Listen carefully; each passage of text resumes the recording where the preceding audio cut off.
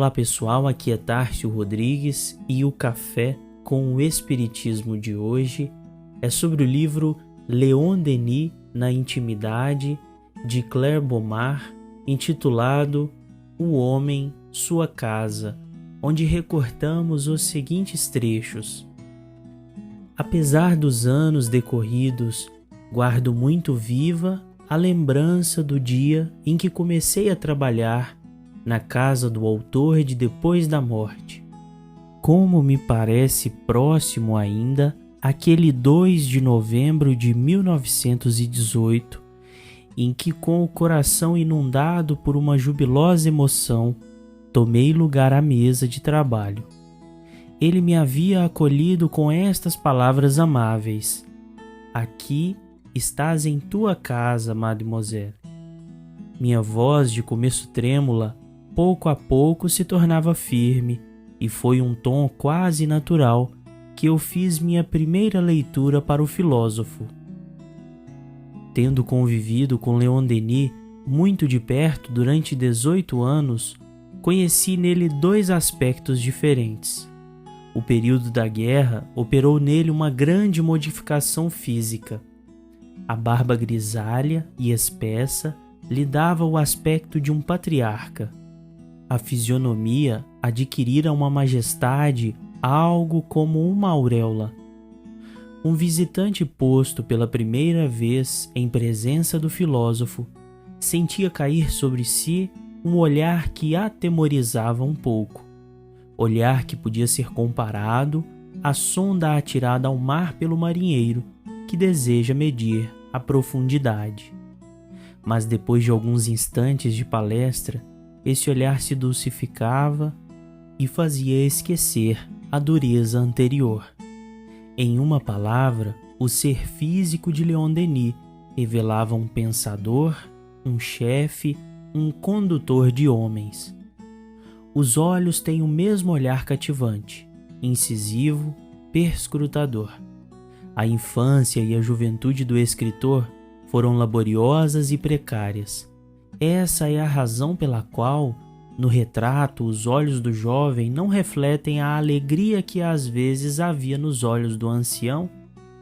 Bem superficiais são aqueles que atribuem o privilégio da alegria somente à juventude. Ele é, por vezes, um dos encantos da idade madura.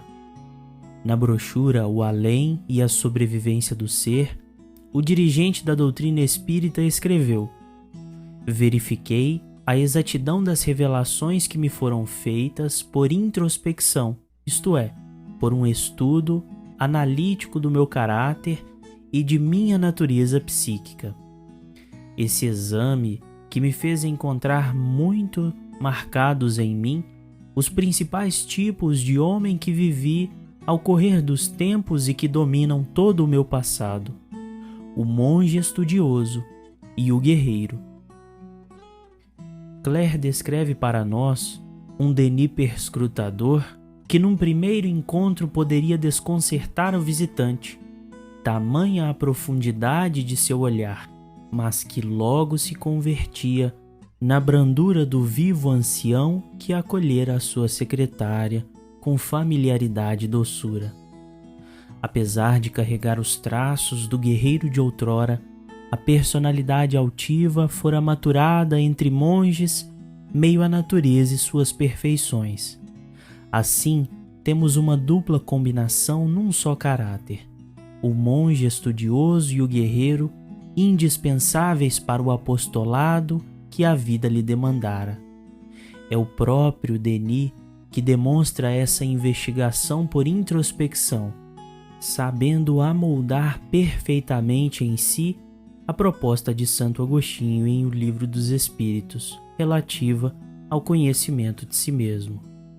Dinâmica que se consolida na senectude jovial, transbordando a vida em abundância que nos lembra o próprio Cristo.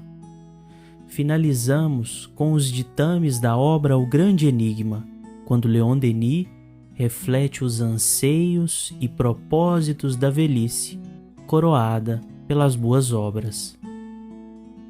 A velhice se assemelha a uma vigília prolongada, a vigília da eternidade. E o ancião é como a sentinela avançada na extrema fronteira da vida. Ele já tem um pé na terra prometida e vê a outra margem e a segunda vertente do destino. Daí essas ausências estranhas, essas distrações prolongadas que tomamos por um enfraquecimento mental e que na realidade são apenas explorações momentâneas no além, isto é, fenômenos de expatriação passageira. Eis o que nem sempre se compreende. A velhice, tem-se dito com frequência, é a tarde da vida, é a noite. A tarde da vida é verdade, mas há tardes tão belas e poentes, que têm reflexos de apoteose. É a noite, é verdade ainda, mas a noite é tão bela com o seu ornamento de constelações. Como a noite, a velhice tem as suas vias lácteas, suas estradas brancas e luminosas, reflexo esplêndido de uma longa vida repleta de virtude, de bondade, de honra. Fiquem com Deus e até o próximo episódio do Café com o Espiritismo.